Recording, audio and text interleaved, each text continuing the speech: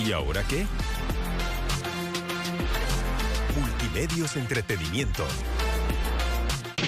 El siguiente programa es apto para todo público. Multimedios Televisión. El siguiente es un programa de producción independiente, ajeno a nuestro canal.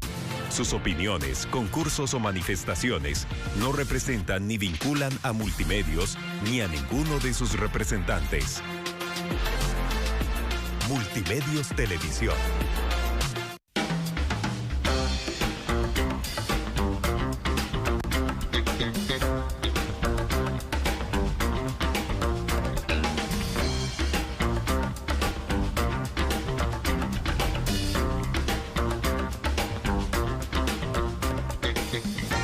¿Qué tal? Muy buenas tardes. Para nosotros es un gusto poder llegar hasta tu casa. Para Jackson y para mí, este proyecto de ¿Y ahora qué? Es tocar vidas. Es impactar de manera positiva, es llegar a cada espacio, a cada hogar y entonces poder crecer juntos precisamente. Hoy tenemos un tema que pasa por el silencio, que pasa por la minimización, que pasa por el olvido, por el tabú, por el miedo, por el deje así, el no digas, el no te creo y la revictimización. Hoy está con nosotros una mujer excepcional, digo, profundamente valiente por la historia de vida que tiene, pero valiente también por querer compartirnos este tema. Nuestro tema hoy es sufrí abuso sexual y ahora qué. Y está con nosotros Ángela Acero, que no solo viene como invitada, sino que además es coach de vida, trabaja con mujeres y le dio un giro a su historia impresionante.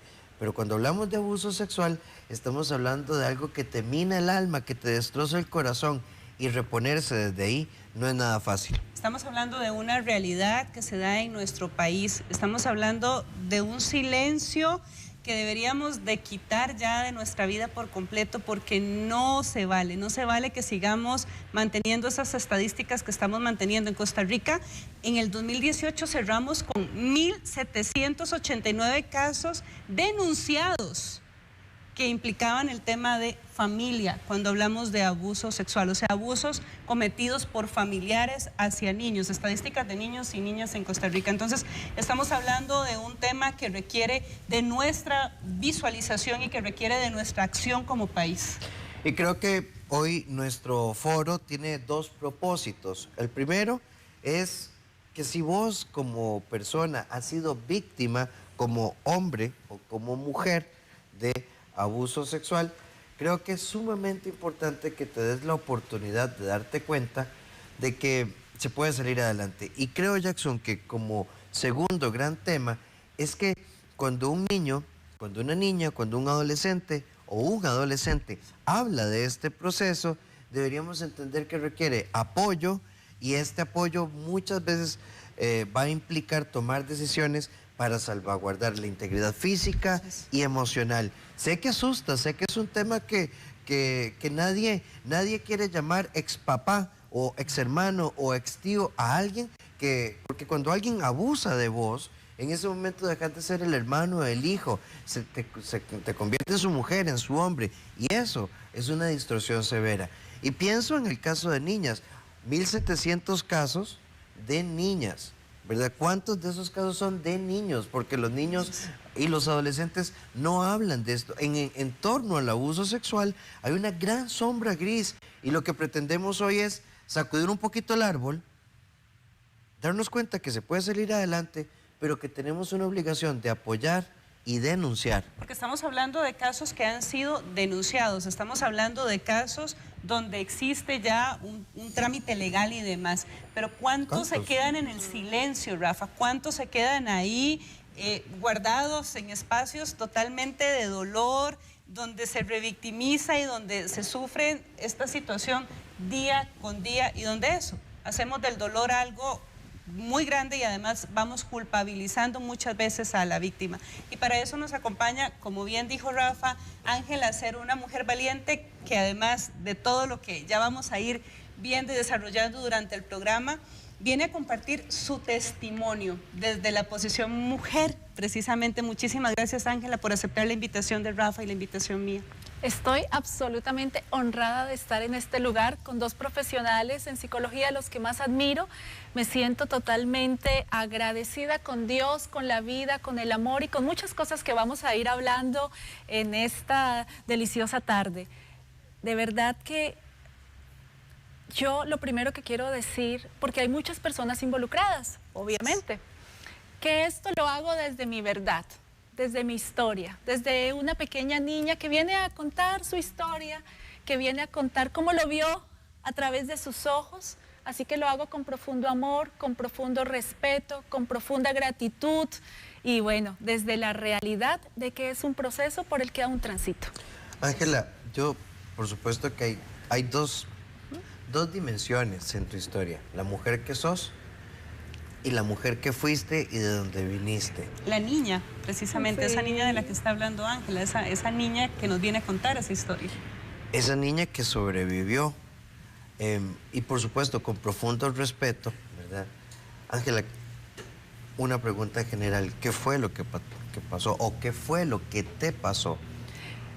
Qué lindo que dijiste eso, porque acá está esta mujer, pero acá está una niña sentada también. Y yo la tomo de la mano y la tomo de la mano siempre, y cuando trabajo en charlas o en talleres con el tema de rescatando al niño interior, desde mi punto de vista y desde mi historia, es ella la que me rescata a mí.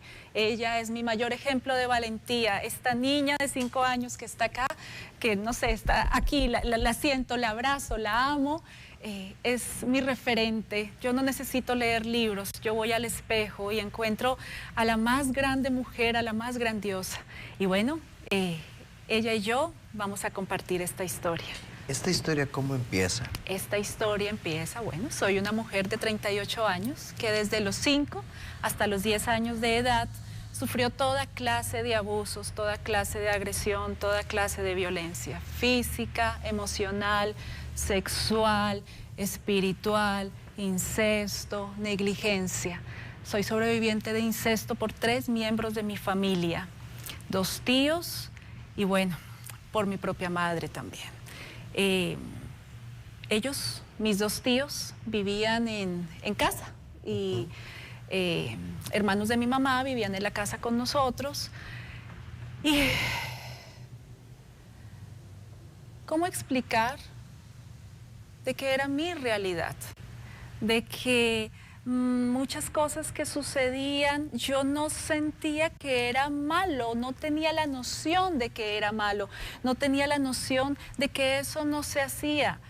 Solo pasaba. Exactamente. Estás hablando de una niña de 5 años, Ángela. Exactamente. De una niñita de 5 años. Es que imaginemos por un momento a cualquier personita que tengamos cerca que tenga 5 años. No va a tener idea de qué está sucediendo alrededor de tanto dolor, porque lo que debería estar haciendo es jugando, nada más. Exactamente. Y como fue, no fue que pasó una vez a los 5 años y otra vez a los 6, sino fue sostenido durante todo ese tiempo. Entonces, ya había una... ¿Estás hablando de tocamientos? No, estoy hablando de bueno, todo es abuso sexual, pero estoy hablando de penetración, ¿verdad?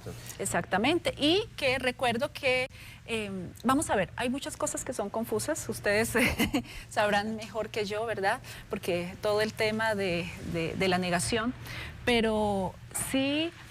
recuerdo que una de las formas que me decían cuando yo empecé a notar como que esto no era normal, o porque me decían no le diga a su papá, no le diga a su mamá, era que me decían, si no lo haces, castigamos a tu mamá o le hacemos algo a tu mamá.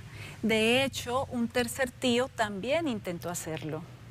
Como yo tenía como 9 años, visitábamos la finca de mi abuelo que vivía afuera. Otra cosa, soy colombiana de nacimiento, soy de Bogotá, entonces ese tercer tío también trató de hacerlo, pero yo me escapé, ¿verdad? Entonces, bueno, ¿quiénes eran esas personas que vivían en mi casa? Esos adultos de los cuales todos los niños absorbemos y vamos aprendiendo todo el tema de autoestima, de amor propio, de autovalía, todas estas cosas que aprendemos no por lo que papá, mamá o los adultos que viven cerca dicen, sino por lo que hacen. Bueno, básicamente eran estas 4 personas. Mis 2 tíos que vivían en casa, que abusaban de mí. Mi mamá, que bueno, también lo hacía. De esto yo me di cuenta hasta adulta en mi propio proceso terapéutico con mi psicóloga. Esto no era para mí claro. Creo que ante tanto dolor, la mente se inventa un cuento de unicornios. Claro, y era parte de poder sostenerme incluso. Para poder vivir, para poder continuar. Y bueno, mi papá, un papá proveedor, pero emocionalmente ausente. Tan ausente que estos tres hicieron fiesta durante muchos años y él nunca se enteró. Un papá ausente, 2 tíos y mamá. E hiciste la clarificación ahí de que naciste en Colombia, pero creo que cuando estamos hablando de la situación de abuso no hay un espacio. Es en cualquier lugar, es en cualquier hogar. Regresamos con el tema de fui víctima de abuso, ¿y ahora qué?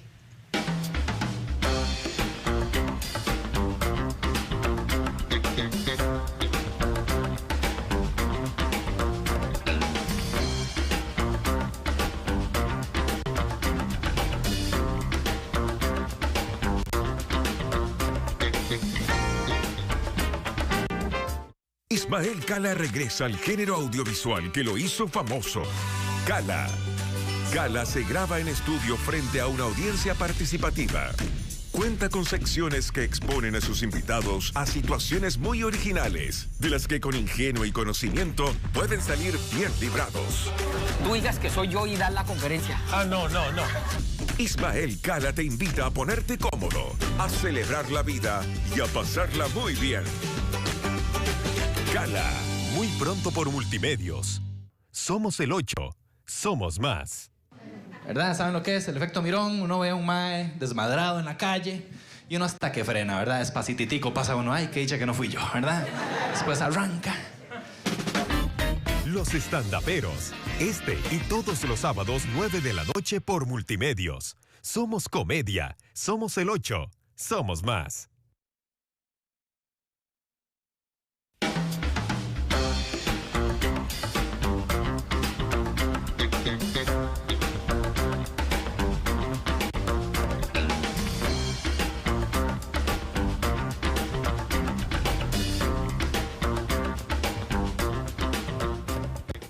Fui víctima de abuso sexual, ¿y ahora qué?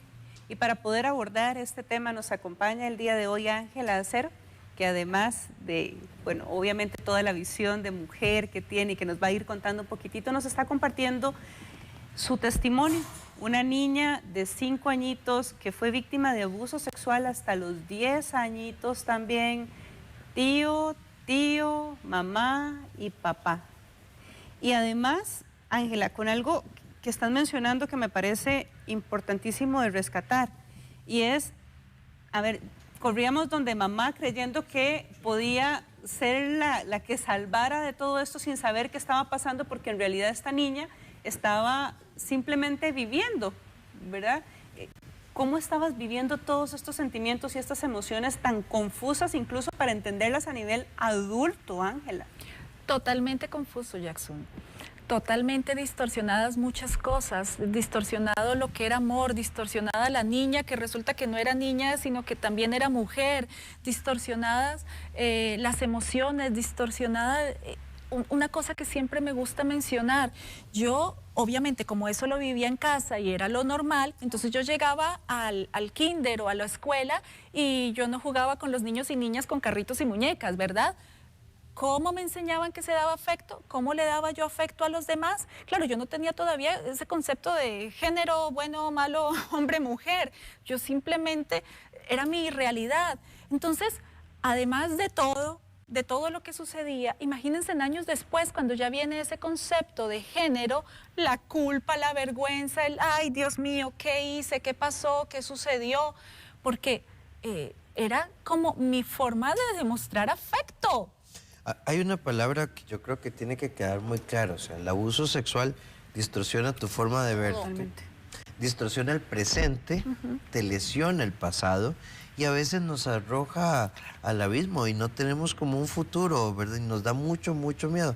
Ahora, Ángela, esto es de los 5 a los 10. A los 10 años, ¿qué pasa? Bueno, antes, un poco antes, para hablar de lo que me preguntaba Jackson con respecto a mamá, fue muy confuso también todo esto con respecto a mamá.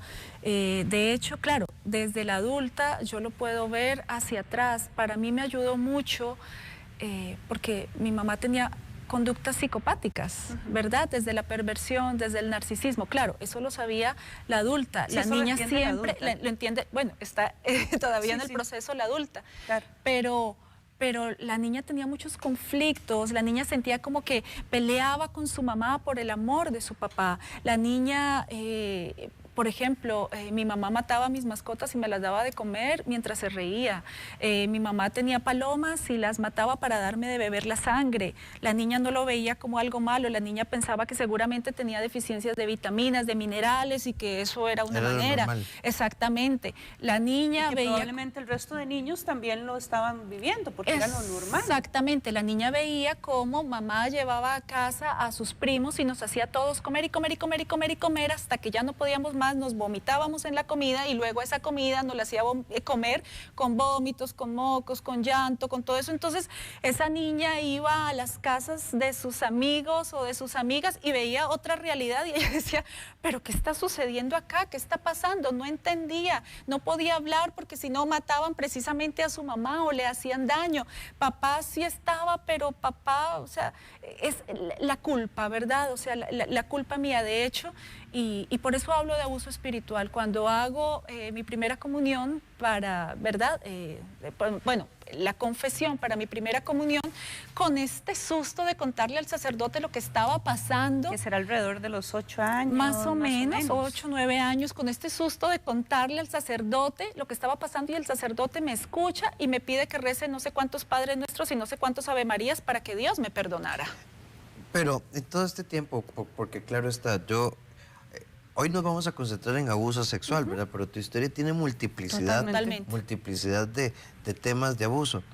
O sea, ¿era una niña triste, era una niña opaca, o cómo era esa niña? ¿Por qué, digamos, los vecinos, la escuela, qué pasó? ¿Esa niña hablaba, esa niña no hablaba? Porque a veces pensamos que esto es fácil de identificar, es uno de los mitos. Y no necesariamente podemos identificar fácilmente el abuso. Uno te escucha a vos y podría decir, uy, no, con todas esas chiquitas seguro estaba jodidísima. Retraída siempre, no participaba, entonces, con calificaciones muy malas. O llora cada rato, pero ¿cómo era esa niña? Esa niña es esta adulta, siempre alegre, siempre sonriente, siempre conectada con la vida. Ahí empezaron los milagros, o sea, yo recuerdo que mi psicóloga me decía, y me dijo en un momento, Ángela, o sea, solamente un milagro lo puede explicar, y realmente lo creo. Bueno, pero el amor como un milagro. Pero siempre me sonreía, siempre me reía. ¿En la escuela nadie se dio cuenta? Para nada. De hecho, yo vivía como... acá vivíamos nosotros, había una casa y luego seguía el kinder. Entonces, yo veía a los niños que salían y que iban al kinder y entonces molesté tanto a mis papás. Yo, por favor, que me mandaron, como ya, para que la chiquita no moleste, ¿verdad? Y entonces, a los 5 años yo ya entré a primaria porque... en los primeros 6 meses ya sabía más que los otros niños y terminé mi primaria, bueno, acá en Colombia se le llama primaria, a los 15 años entré a la universidad, pero exactamente eso, nunca fueron muestras, nunca estuve como en depresión, nunca estuve escondida. Y cuando... Sí, retraída y demás. Y eso me parece un tema importante porque de verdad, como bien decís, Rafa, es un mito. Es un mito pensar que el niño va a estar retraído, que el niño va a tener malas calificaciones, que es el que se orina siempre en la cama, ¿cierto? ¿Verdad? No, podría no tener ninguna manifestación de esas y muchas veces lo comunican y lo que yo he escuchado, por lo menos en consulta, no sé si te ha pasado, Rafa, es lo que está haciendo es llamando la atención. Sí, o jamás su tío. Ahora, Ángela, también hay en este esquema de que podamos visualizar de que esto puede pasar oculto, pues hay historias de historias. Creo que vos fuiste una mujer y una niña muy diferente para poder sostenerse desde ahí. Pero también, Ángela, vos dijiste algo que me llama mucho la atención y quiero que lo dejemos claro. Sí, uno como niño puede ir a otras casas y ver que hay otras realidades, otros tratos y otras formas, y tal vez disfrutarlo ahí, pero no necesariamente esto como niño me va a hacer cuestionarme, por lo menos no en la fase que va de los 0 a los 12, 13 años. No, porque el pensamiento es muy abstracto todavía, no es tan concreto, entonces todavía no hay esa capacidad de analizar. De darnos cuenta. Y cuando vos, pero ya pasados estos 10 años, cuando vos ves todas estas cosas y vos dijiste, qué raro, porque en mi casa no es así. ¿Dónde se empieza a quebrar ese silencio? Claro, más o menos a esa edad, una compañerita, precisamente yo le había contado lo que sucedía y ella me cuenta que a ella también le pasaba en la casa, lo cual seguía normalizando toda la situación, a pesar de que yo sentía dentro que como que... Exacto, es lo normal. Exactamente, es lo normal, pero a pesar de que yo sentía algo dentro de mí, ¿verdad? Decía como que no. Bueno, entonces esta compañerita va y le dice a la directora de la escuela donde yo estaba y llaman a mi mamá. Y mi mamá va a la escuela, entonces ya dicen, yo imagínense, ¿verdad? ¿Eso ya aquí en Costa Rica o en Colombia? No, todo el tiempo, todo fue en Colombia. Yo llegué a Costa Rica a mis 21 años. Okay. Entonces, llaman a mi mamá a la escuela y le dicen, ¿verdad? O sea, yo estaba muerta del susto, del pánico, o sea, yo, Dios mío, ¿ahora qué va a pasar? Mi mamá escuchó todo lo que dijeron, escuchó lo que yo dije, le dijo al director de la escuela y a mis compañeros, bueno, que esto quede acá, aquí nada pasó. Ahí quedó, y para ella ahí nada pasó. Claro, obviamente después en mi proceso terapéutico entendí porque todo quedaba ahí y ahí nada había pasado. Y recuerdo que llegamos a la casa, mi papá tiene farmacias, y yo estaba con una revista de Condorito, y entonces mi mamá me dice... Yo lo que sentía era que ella no me había creído, que no era, ¿verdad? Desde esa culpa y de esa victimización. Y ella me dice, sí es cierto, dibuje el pene de su tío. Y yo agarré ahí en la revista de Condorito a dibujarlo, pero yo sabía que ella no me estaba creyendo. Y me dijo, nunca, ni una palabra de esto, absolutamente nadie. Entonces, esa... rivalidad, ese tema que ya había con mamá, se acrecentó muchísimo más, muchísimo más. ¿Y tus tíos? ¿Qué pasó con ellos? Sí, ellos estaban en la casa, ellos seguían viviendo, ellos estaban ahí y yo tenía que seguir sirviéndoles de todas. Estaban siendo validados por lo que mamá estaba diciendo y además mamá también pues validaba y demás. Estos silencios precisamente de los que estamos hablando, estos silencios de que no es en un lugar, no es en un espacio, no es en un país, es en cualquier hogar y por eso es importante prestar atención a estos temas. Regresamos después de la pausa con ¿y ahora qué?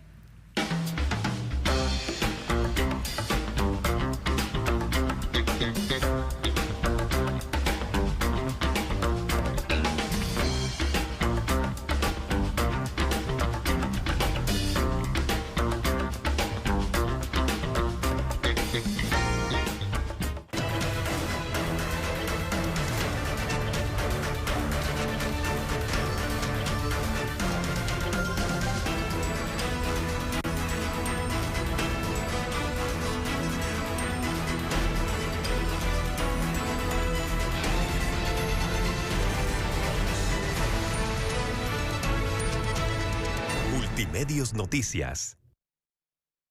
Ismael Cala regresa al género audiovisual que lo hizo famoso. Gianmarco Acala. Oscar de León. La entrevista. Cala. Un encuentro íntimo, divertido. Negocios no fracasaron, simplemente no tuvieron el éxito esperado.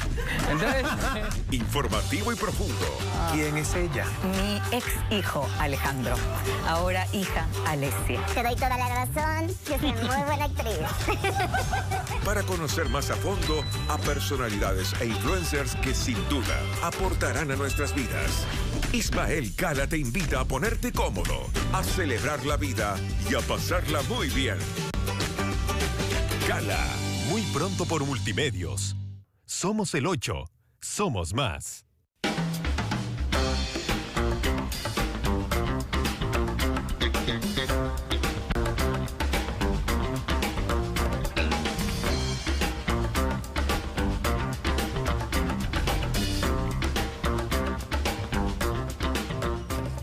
Una historia de abuso sexual, una historia de abuso emocional, de abuso físico, no se ventila, a veces no se nota.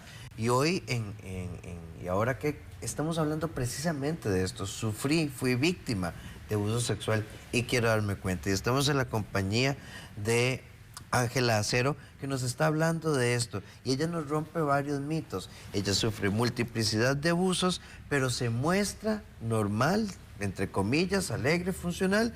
Su mamá es notificada de la situación en la escuela, la mamá dice, de esto nunca más se vuelve a hablar, y ahí queda el tema, y vos tenés que seguir viviendo precisamente en ese ambiente.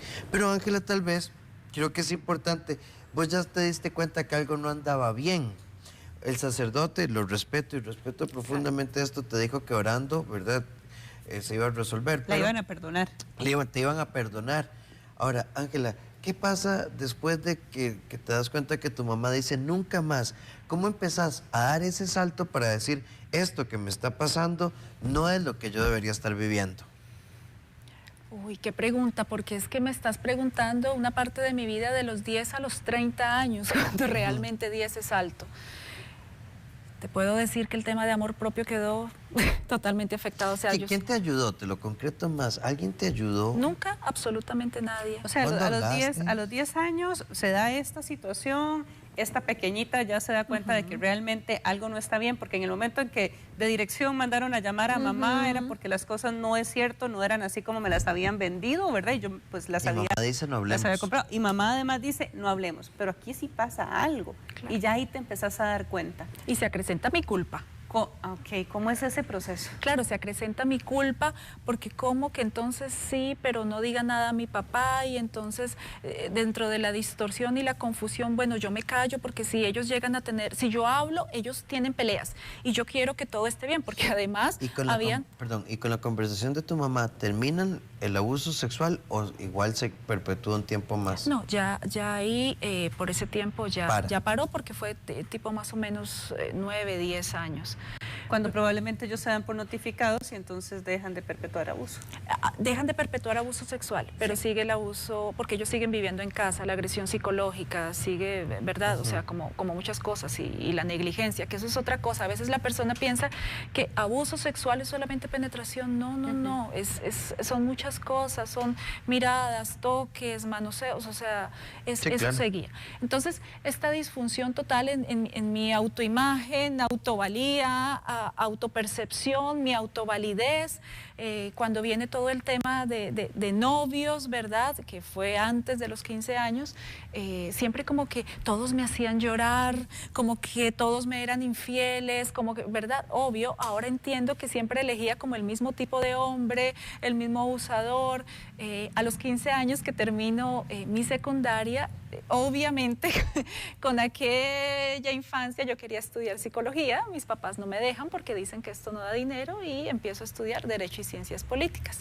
Pero durante todo este tiempo, una concepción de mí misma muy baja, muy pobre. ¿Qué es lo que sucede cuando somos abandonados, rechazados, pasamos por situaciones de injusticia o de traición? El tema no es que un niño abandonado se convierte en un adulto que abandona. El tema es que un niño abandonado se convierte en un adulto que se abandona a sí mismo. ¿Y cuando entras a la universidad, igual seguías en casa o te trasladaste a algún...? Seguía en casa totalmente, pero con todos estos temas, con todos estos temas de autoestima, con todos estos temas de vacíos, que llenaba con alcohol, que llenaba con hombres, que llenaba con personas, que llenaba con relaciones tóxicas, porque me aferraba a esas relaciones, buscaba como ese papá, buscaba el rescatador, buscaba el salvador. La codependencia que se creó y que se generó desde allá, claro, venía a manifestarse ahora de adulta totalmente. Sí, bueno, y es todo un proceso, y creo que lo planteas muy bien así, de los 10 a los 30, pues es toda una escalada. Pero tal vez alguien nos está escuchando y tiene 25 años o 15 años o 20 o 30, y yo llevo esto en el silencio. Claro. Y nunca lo hablé, o cuando lo hablé, muchos papás o mamás lo callaron. Muchas mujeres digan, no hagamos alboroto y no quiero que mi papá mate a alguien y ese tipo de cosas. Lo pensé ¿Cuál también. es ese punto, digamos, Ángela? ¿Cuál es el primer paso que vos dentro de tu proceso decís, esto no está bien? El abuso sexual termina en un proceso autodestructivo, sustancias, relaciones tóxicas y demás. ¿Cuál es ese punto? Sobre todo pensando en esas mujeres que nos están escuchando, en esas mujeres que se están identificando, como bien dice Rafa, con tu historia y que dicen, sí, yo también, y yo la entiendo porque yo también viví eso, yo también pasé, o lo estoy viviendo, yo también pasé eso y demás. Entonces, ¿cómo Ángela le puede hablar a esa mujer en la cuenta para decir, sí, mira, entendí, y empecé como a mover piezas por ahí? Cuando caigo en la cuenta a mis 30 años, con un divorcio, ¿verdad? Con cáncer también, ¿verdad? Que el tema de cáncer de útero está muy relacionado con todo el tema de abuso. Células precancerosas en mi cuerpo, gracias infinitas a Dios. Tuve una operación y no pasó luego como a más. Con todo lo que yo había cargado durante toda mi vida, un matrimonio de 10 años, que bueno, desde mi autoestima y mi amor propio me casé con alguien que conocí un mes por internet, ¿verdad? Y alguien puede decir dónde estaba la mamá de esta chiquita y el papá de esta chiquita, ¿verdad? O sea, ya ustedes pueden comprender un poco la historia. Precisamente por ese matrimonio fue que yo llegué a Costa Rica. Entonces, a los que nos están viendo, a los 8 años de matrimonio, llegó a mi vida esa palabra que nos han enseñado a tenerle miedo, esa palabra que pensamos que viene a terminar, a destruir, a corromper, a romper nuestro mundo, y esa palabra fue crisis. Y la crisis donde se movió mi mundo, donde yo creo que ya la vida me había hablado de muchas maneras, pero parte de todo lo que generó esa niña fue volverse una adulta muy controladora. Claro, tenía que ser controladora porque ella era la que estaba a cargo, porque bueno, ¿quién estaba a cargo? Entonces, a raíz de este divorcio, yo quedo totalmente literal, sin salud, sin dinero, sin amor, con células precancerosas, sin dinero, sin un peso, sin carrera, en un país diferente, una crisis terrible. Sola. Era tanto el estrés que yo manejaba sola que somaticé, me dio dermatitis nerviosa. Sola, divorciándome, y ahí yo en ese momento tomé las llaves de mi vida y le dije a Dios, maneja tú, porque yo no puedo. Y abrí mis brazos y hice el acto de fe más grande que yo he hecho hasta el momento, que fue divorciarme. Yo no sabía qué iba a pasar con mi vida, yo no sabía qué me iba a dedicar, porque yo había estudiado Derecho. O sea, empezaste a tomaste una decisión realmente fuerte, que era el tema del divorcio, a raíz de darte cuenta y de cortar, exacto, es que es muy simbólico desde ahí, ¿verdad? Me divorcio, fue como empezar a cortar con todo ese dominó que venía ahí, que se había generado raíz y producto del abuso, de los abusos. Claro, porque mi matrimonio, claro, hubieron cosas maravillosas, una persona maravillosa él, una persona maravillosa yo, pero trajimos al matrimonio un montón de basura. Claro, el tema, codependencia, ¿verdad? Claro. Entonces, bueno, muchísimas cosas que probablemente lo hablaremos en otro programa, pero ahí, con todo este tema de crisis, ahí yo digo, porque toda la gente me veía, yo siempre he sido delgada, pero pesaba menos de 45 kilos, acabada, seguro la gente pensaba, bueno, tiene cáncer, yo ni me maquillaba, ni me vestía, siempre era como igual. O sea, realmente yo estaba sintiendo que la vida se me estaba yendo y realmente era lo que estaba pasando. Yo no tenía ánimos, ganas de vivir. Vamos a ver, fuerzas emocional, era una desconexión de vida. Ya era mucho, ya era muchísimo dolor para un solo corazón, ya era por más que quisiera controlar y que quisiera hacerme la fuerte, ya era demasiado, ya me alcanzó a mis 30 años. Y ahí yo dije, no más. Por eso, cuando digo que abrí mis brazos y me divorcié, es ese corte donde yo dije, me elijo. Ahora, me elijo a mí. Esa parte me parece importante, o sea, bueno, está tu fe, pero me gustaría también que lo pasáramos este proceso a como en concreto que vino la crisis, me golpeó y ¿qué empecé a hacer? Si hay una etapa donde uno quiere hundirse, pero ¿qué empezamos a hacer? Que creo que es importante tomarlo en cuenta. Totalmente. Y eso lo vamos a comentar después de la pausa. No sin antes contarles que estamos en este maravilloso espacio, Casa Nova, ubicado en San Rafael de Escazú.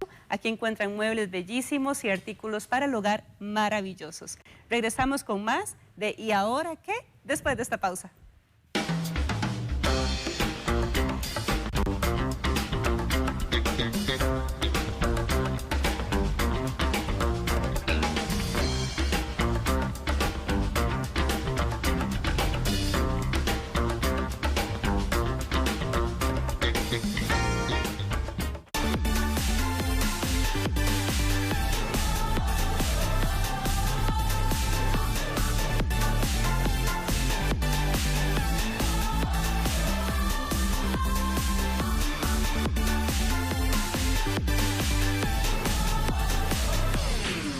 Multimedios Deportes.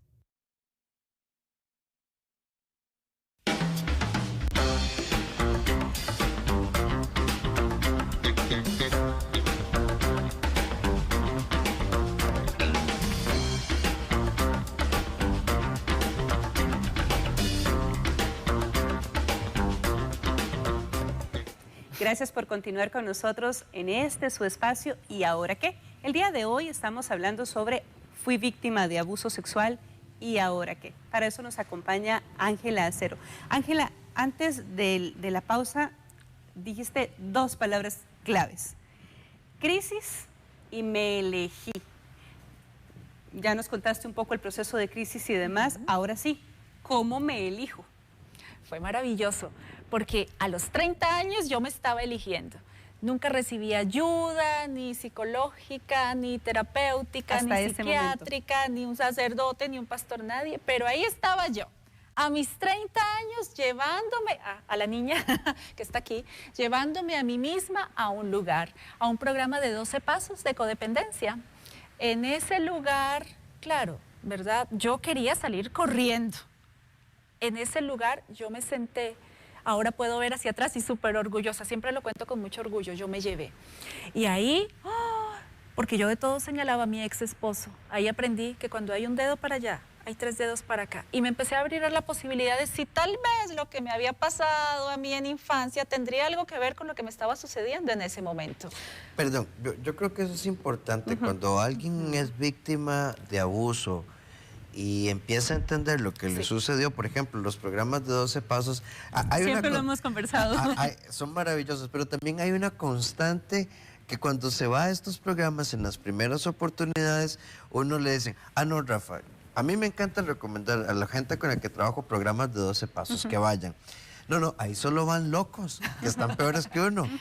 Y hay una fuerte negación, y creo que tal vez está el principio de comprensión y aceptación, que estas dos palabras tenemos que irlas fusionando poco a poco. Esa toma de conciencia, es entonces poder de verdad revisar y empezar a hacer eso precisamente que Ángela nos está contando, es poder decir, mira, esto que está pasando en este momento quizá tenga algún tipo de relación con esto que sucedió. Normal. Y no está bien, porque no me hace sentir bien, porque no me hace funcionar de manera sana, porque no me siento cómodo, porque algo me complica realmente la historia. Me complica y me duele, porque genera dolor, Rafa, al final. Entonces entraste a un programa de 12 pasos y dijiste, ahora sí empiezo a entender que esto no es una línea recta que queda atrás, es un circulito que empieza. Y que no es culpa del otro lo que está sucediendo hoy por hoy en esta relación de pareja que se elige. Exactamente, doloroso, dolorosísimo. Ahí me quedé, ahí iba cada martes, me obligaba, me llevaba las primeras veces, pero después me llevaba con muchísimo amor. Ahí seguí martes tras martes. Pasados los meses me di cuenta que ocupaba apoyo, que ocupaba ayuda. Nadie me dijo ahí, pero yo me di cuenta y busqué mi propio proceso. Creo que los grupos no sanan, creo que te hacen darte cuenta, identificar que debes buscar apoyo. Entonces busqué mi proceso terapéutico fuera con mi psicóloga, pero igual seguía yendo al programa de 12 pasos. Entonces ahí ya, ¿verdad? Fueron llegando todas estas cosas para darme la primera clave, el regalo maravilloso que es aceptación. O sea, aceptar el trauma, no es negarlo, no pasó, no fue cierto, me lo soñé, no, seguramente en otra, o sea, no, sí pasó. Dejé de pelear con la del espejo, me di ese regalo de aceptar mi historia, de que por más que yo fuera todas las mañanas al espejo esperando, ay, no, es que no es cierto, esta no es tu mamá, no, sí, esta no es tu familia, no, quisiera que fuera otra. Hay un elemento que yo quisiera rescatar, que es uno de los elementos que más cuesta cuando se trabaja abuso sexual. Yo lo viví. Sun lo vivió, pero si hablo, me echo encima de la familia o se rompen relaciones familiares, bueno, ya vos evidentemente has caminado muchísimo. Y para estar en televisión y en radio hablando de estas cosas, obviamente cuando hablaste de esto, ¿qué pasó? Yo sé que hay sanación interior, pero entonces uno empieza a escoger, bueno, ¿quién se queda y quién se va de nuestra vida? Porque probablemente se vaya mucha gente en el camino y en el momento en que empezás a hablarlo, en el momento en que empezás a decirlo, muchos además quieren callarte porque es parte de la revictimización. Cuando estamos hablando de revictimización estamos hablando de que esta personita que se sintió mal se vuelve a sentir mal y volvemos con otra historia para hacerle sentir mal nuevamente, ¿verdad? Entonces es esta constante de sos víctima, sos víctima, sos víctima y sos víctima. Es el ayayay y el pobrecito, ¿verdad? A eso voy, con que quisiera que fuera diferente. Dentro de mi proceso terapéutico pude comprender que una cosa es ser madre y otra cosa es progenitora. Que parir no hace a una madre. Pude comprender que una cosa es ser padre y otra cosa es progenitor. Poner un espermatozoide en una vagina no hace un padre. Por supuesto que tuve que poner límites, por supuesto que tuve que tomar decisiones dolorosas. Yo, de verdad, ahí en esa parte de aceptación y en esa parte de proceso pienso en una mariposa y de hecho la tengo en mi logo y cliché, todo el mundo la usa, no me importa. Es que es como un reflejo. Una vez fui un gusano que se arrastró. Hay una palabra, hablando de mariposa, ok, puse límites. Entonces, ¿cuál es tu concepto de perdón desde tu historia? Primero, que no es de un día para otro. Segundo, que nos bombardean con la palabra perdón, nos bombardean en todo sentido. A veces, y lo tengo que decir porque me sucedió, a veces hasta a nivel terapéutico. Pero es un proceso muy personal. Es un proceso donde tú en algún momento de tu historia, pueden pasar años, décadas, y abres tu corazón y dices, ok, ahora sí estoy dispuesta para que el proceso pase y como que se lo entrego a Dios, lo suelto, ¿verdad? A Dios, a la vida y que Él haga el trabajo. Y luego pasan los años y cuando recuerdas sin dolor. Ahí te das cuenta que estás perdonando, ya puedes hablar de eso, ya no con las lágrimas, ya le das un para qué, que ese es el punto. El segundo punto es transformé el estrés postraumático en crecimiento postraumático, porque sí se puede. Pude dejar de preguntarme, y con todo el proceso terapéutico. No, pero si pudiéramos dar como algunas herramientas. Como puntos importantes, porque Rafa y yo los podemos como entender, conocer y demás. Pero desde tu historia, desde esa fuerza de mujer con que nos estás contando las cosas y demás, a esa que está en casa, a ese que está en casa, sí, ¿cómo lo voy a poner un ejemplo. transformamos? Es que, digamos, bueno, yo decidí que mi familia optó por mi abuelo o por mi tío, y entonces yo decidí, lo suelto, o sea, no me voy, desde el perdón no voy a estar ahí porque ahí está el abusador, y eso me liberó. ¿Cuáles fueron tus decisiones? Primero puse límites y me alejé un tiempo. Necesitaba alejarme, necesitaba tener sanidad, aunque no era tampoco que fuera como mucho, obviamente por todo el tema mamá-papá, pero sí tomé límites. Segundo, perdón, Ángela, te voy a interrumpir ahí un momento porque acabas de decir algo que me parece importantísimo y es donde dijiste no iba mucho ya donde mamá, papá, porque obviamente por todo el tema, no. Es que es ese tema del obviamente para vos, que, ¿verdad? Que hay mucha fuerza y demás, pero ¿y la culpa? Porque hay un asunto de, es que es papá, es que es mamá, es que es abuelo, es que es el abuelito, es que nos dio el lote, es que es la tía, es que, ¿verdad? Es el tío, entonces hay muchísima culpa, entonces es más bien hablarles en casa y decirles, no, sí hay derecho de hacerlo desde otro espacio, sí tenemos derecho de, ahora sí, colocar estos límites. Recuerden que yo vivía acá y ellos un país de por medio, entonces por eso lo menciono, porque es diferente la historia tener que verlos todo el día, todo el tiempo, y vivo en casa. O llamarlos, ¿verdad? o tener que estar pendiente porque son tus papás, es tu familia, y la familia es la familia. Sí, a eso me refiero cuando digo que padre, progenitor, la diferencia, madre, progenitora, y ahí poder irlo entendiendo. Me ayudó el concepto desde la psiquiatría del tema de psicopático, porque a veces pensamos que un psicópata es, ¿verdad?, el que hace daño. Sí, tal vez entender el proceso mental de tu familia. Exactamente, entonces de alguna manera, no porque no quieran, no porque no quieran, sino porque no pueden. Entonces yo estaba esperando que alguien me diera lo que no podía darme, que alguien me amara cuando, bueno, o sea, con toda la enfermedad y con todo el tema que evidentemente es todo un tema familiar, y que, bueno, ellos también eran víctimas. O sea, para que 4 personas de mi familia lo hicieran o lo intentaran conmigo, imagínense lo que realmente pasaba allá. Clave. Me pregunté muchas veces por qué, pero lo empecé a transformar en para qué, porque el por qué, bueno, acá me siento a esperar, ¿verdad?, de por qué pasó, pero el para qué. Y recuerden que yo ya estaba como recibiendo mucha ayuda. Me reinventé. Ok, vamos a quedarnos con esto, ¿verdad? Es límites, transformación, un proceso de perdón y reinventarse. Y creo que vamos a volver precisamente ahí.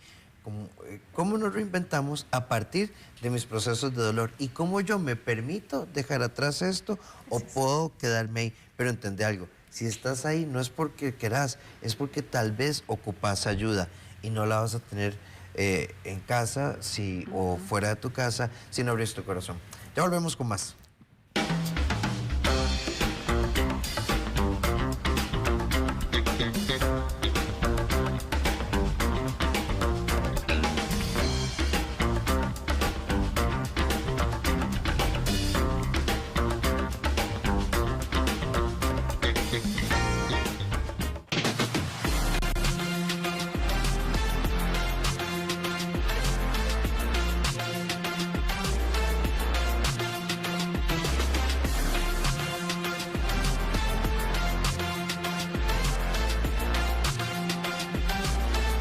Multimedios Entretenimiento.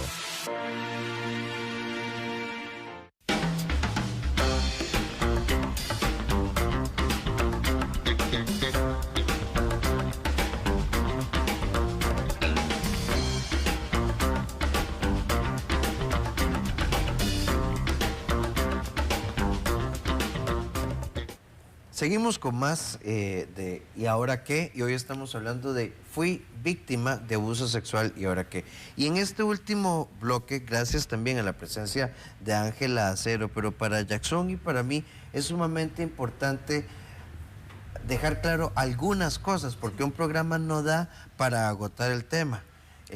Pero si quisiéramos saber, si un niño o una niña habla de forma verbal, o habla a través de su conducta, o la maestra o la cuidadora nos está diciendo que algo está pasando, yo entiendo, es muy difícil. Casualmente, en estos días me enteré de una historia donde él simplemente decía, ella le decía a su hija, es que si lo denuncias, ¿quién nos va a ayudar? Hablando de un tío, porque ese tío es el que no me entiende. Yo entiendo que hay miedo, entiendo que hay vulnerabilidad económica, hay amenazas, hay distorsiones, hay un montón de cosas, pero también quedarnos en silencio evitando un problema circunstancial daña tal vez una vida, porque limitamos las oportunidades de mejora, pero además perpetuamos el abuso, porque mientras no se denuncie, Jackson, el abusador está ahí.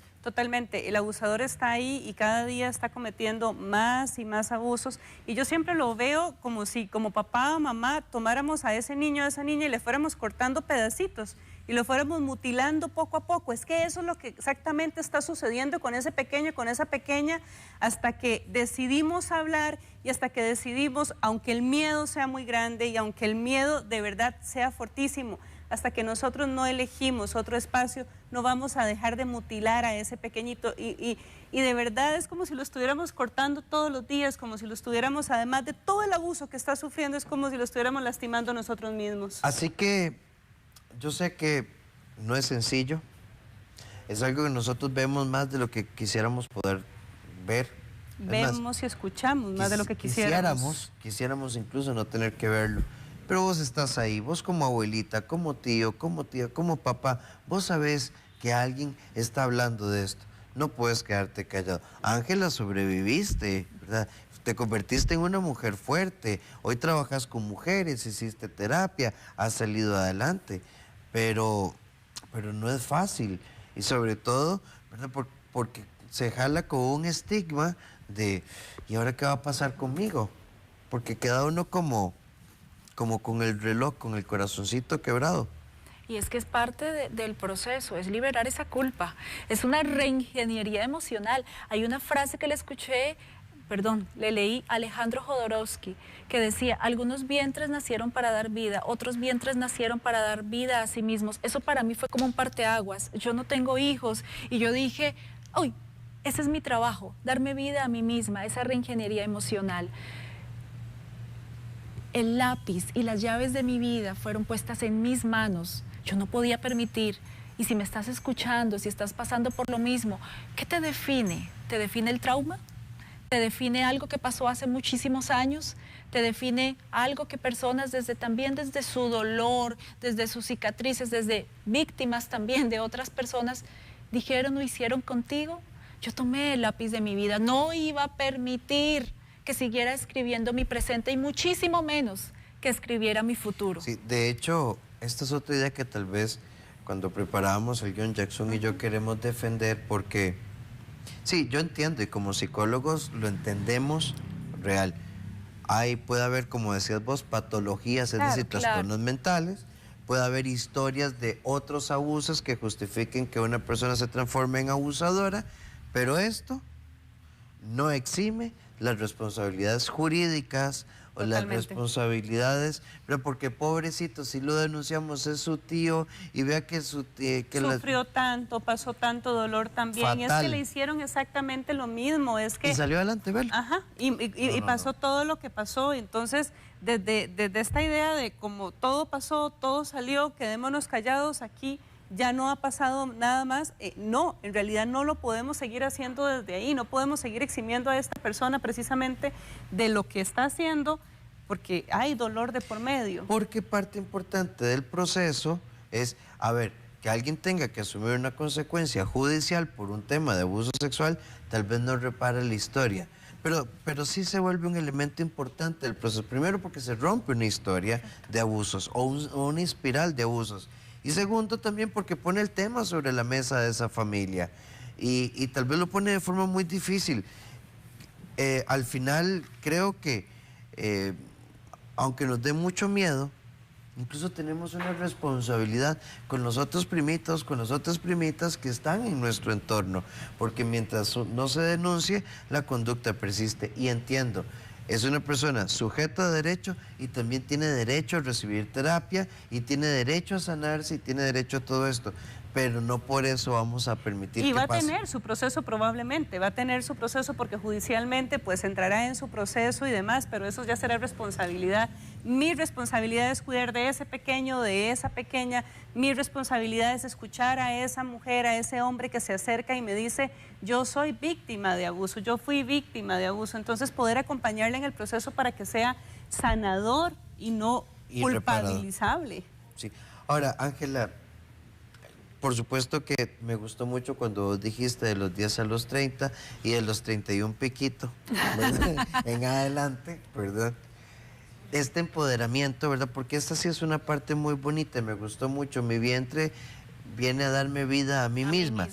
Y creo que independientemente de que tengamos hijos o no, esto de darnos vida, el otro día hablábamos en radio de suplementarnos a nosotros mismos. Y dejar de pensar que somos complemento o que tenemos que complementarnos. Es empezar a regalarnos para nosotros todos aquellos suplementos que nos hacen grandes y demás, y entonces poder generar en positivo, que es un poco lo que estás haciendo en este momento. Tomaste tu historia, tomaste el dolor, tomaste la crisis, elegiste o te elegiste a vos misma y entonces empezaste a llevar tus procesos de manera responsable e hiciste lo que estás haciendo ahora. hoy día.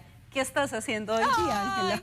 Continúo viviendo, continúo riendo, continúo disfrutando espacios como estos, continúo enviándome a través de ese cordón umbilical eterno amor y respeto a mí misma, a quienes están cerca de mí, vienen con amor y respeto, si no, ¿verdad? Esta que está aquí, entender que muchísimas personas llegan a nuestra vida a veces con la única misión de enseñarnos a no ser como ellos.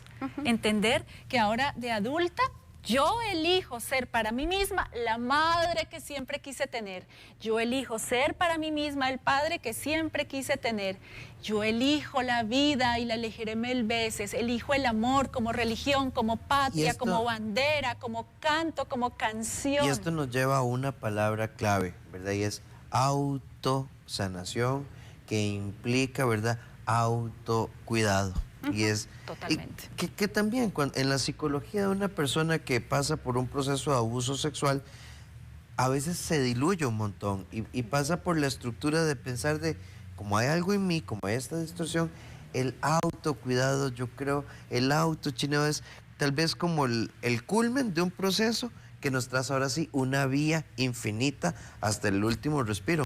Totalmente. Y entonces ahora, con todo este auto, precisamente, podemos ir donde otras mujeres a impactar vidas con la historia, con el testimonio, y es lo que estás haciendo justamente, impactando vidas hacia otras mujeres desde este espacio, pero lo haces todos los días. Mujeres y hombres, Jackson. Me encanta. Porque esto definitivamente no es de género, es dar lo que vine a crear, es poder comprender que, bueno, aunque es algo que no queremos, el dolor también es un maestro, es abrazar mis miedos, es sentarlos enfrente, no huirles, sino decirles que me quieres enseñar, porque todo absolutamente tiene un mensaje. Perdón, Ángela, hay una palabra, bueno, por supuesto que la historia giramos en torno a una niña, porque estás vos. Totalmente. Pero, a ver, vos sos hombre, vos estás ahí en la casa, vos pasaste por abuso sexual, independientemente de lo que haya sido, ¿verdad? Porque hay diferentes expresiones del abuso o la violación agravada y demás. Pero si sos hombre, denuncia, habla, trata, busca ayuda, porque esto pasa profundamente invisibilizado también. Si cuestan las mujeres, y después vamos a tener hombres cohibidos en su afecto, en su paternidad, en su sexualidad, en sus modelos de relación. Dejemos de ocultar, démonos permiso de que por siempre y para siempre hablemos para liberar y para sanar. Ángela, aquí podríamos quedarnos horas y horas, porque definitivamente el tema da para muchísimo y justamente queremos seguir creando conciencia. Creo que es parte del objetivo del por qué nace y ahora qué. Pero bueno, muchísimas gracias, Ángela. Nos toca despedirnos en esta ocasión, honrados de verdad de poder tenerte acá, de tener tu testimonio.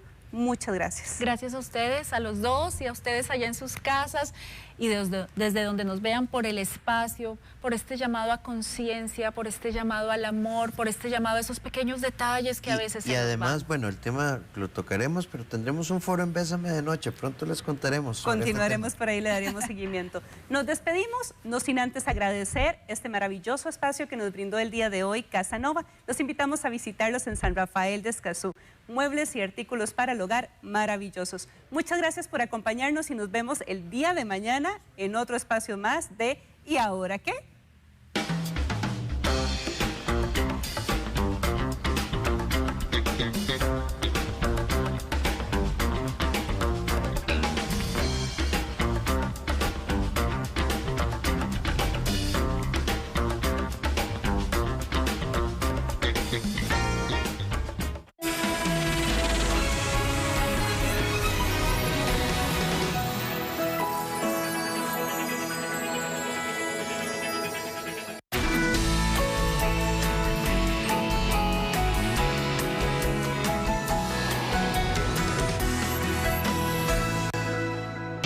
El siguiente programa